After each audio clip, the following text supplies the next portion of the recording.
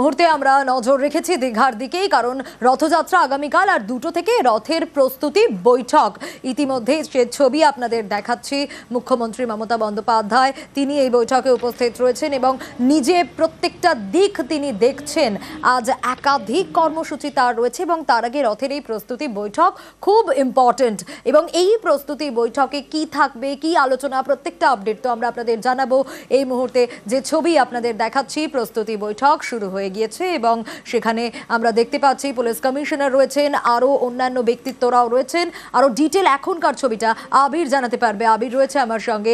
আবির, আজ দিনভর একাধিক কর্মসূচি তো রয়েছে, তার আগে রথের এই প্রস্তুতি বৈঠক। দেখো, রথটাই তো প্রধান উৎসব হতে চলেছে এখানে। ফলে সেই রথের উৎসবের ক্ষেত্রে দাঁড়িয়ে যে বৈঠক হতে চলেছে, সেই বৈঠকের ক্ষেত্রে কি কি নিয়ম মেনে এটিকে করা হবে এবং কিভাবে এই অনুষ্ঠান পরিচালনা করা হবে সেটিকে সম্পূর্ণভাবে দেখে নিতে চাইছে হচ্ছে প্রশাসন। সেই কারণেই মুখ্যমন্ত্রীর তরফ থেকে এই বৈঠক করা হচ্ছে। এই বৈঠকের ক্ষেত্রে প্রথম বিষয় হচ্ছে যে আগামীকাল রথের যে রশির টান কখন শুরু হবে এবং এই রথের রশি টানের ক্ষেত্রে ক্রাউড ম্যানেজমেন্ট সেই সময় কি করে করতে পারা হবে, এটা হচ্ছে মূল বিষয়।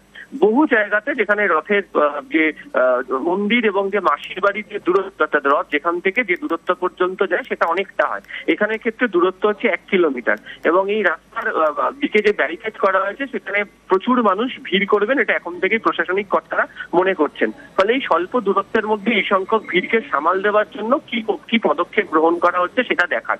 যদিও ইতিমধ্যে জায়ান্ট স্ক্রিনের সংখ্যা বৃদ্ধি করা হয়েছে, সেখানে লাইভ সম্প্রচার দেখতে পাওয়া যাবে, কিন্তু প্রচুর মানুষের মধ্যে আগ্রহ থাকে সেটা হচ্ছে যে রথের রশিতে টান দেওয়ার জন্য।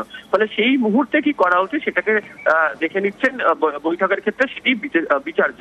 দ্বিতীয় যে বিষয়টা হচ্ছে যে পূজার উপাচারের ক্ষেত্রে কি কি নিয়ম পালন করা হবে এবং কোন সময় ধরে সেটিকে চলবে সেটিকে দেখা হবে। এর পাশাপাশি যেটা গুরুত্ব পেতে চলেছে সেটা হচ্ছে যে বিভিন্ন মন্ত্রীদেরকে এখানে দায়িত্ব দেওয়া হয়েছে। যে সমস্ত মন্ত্রীদেরকে এখানে দায়িত্ব দেওয়া হয়েছে সেই মন্ত্রীদের ক্ষেত্রে জলের ব্যবস্থা, বিভিন্ন ক্ষেত্রে দাঁড়িয়ে হচ্ছে যে মেডিকেলের যে ব্যবস্থা, যে সমস্ত পর্যটকরা আসবেন তারা কোন পথ দিয়ে কোথায় কিভাবে যাবেন সেই দিকের যে ব্যবস্থাপনা সেটিকেও এখানে দেখানো হবে। এবং হচ্ছে অবশ্যই আজকে কিছুক্ষণ পরে বিকেলবেলা হচ্ছে যে রশি পুজো রয়েছে, সেই রশি পুজোর পর ফের মন্দিরের গর্ভগৃহ সকলের জন্য খুলে দেওয়া হবে। যে এই মুহূর্তে মন্দির বন্ধ রাখা হয়েছে, তখন যে মানুষ যারা ঢুকবেন তারা কি রথের কাজ পর্যন্ত আজকে পৌঁছতে পারবেন, এই যাবতীয় বিষয়কে নিয়ে আজকে বৈঠকে করা হচ্ছে এবং সেটি শুরু করেছেন হচ্ছে মুখ্যমন্ত্রী মমতা বন্দ্যোপাধ্যায় মন্দিরের যে অফিস ঘর রয়েছে সেখানে। সেক্ষেত্রে আবির, একটু তোমার কাছ থেকে জানতে চাইবো, ছবি আমরা দেখতে পাচ্ছি, কারা কারা রয়েছেন এই বৈঠকে? দেখো, মুখ্যমন্ত্রীর এই বৈঠকের ক্ষেত্রে আমরা দেখতে পাচ্ছি মুখ্য সচিব রয়েছেন, জেলা শাসক, জেলা পুলিশ সুপার রয়েছেন, একাধিক গুরুত্বপূর্ণ দপ্তরের যারা সচিব তারা রয়েছেন।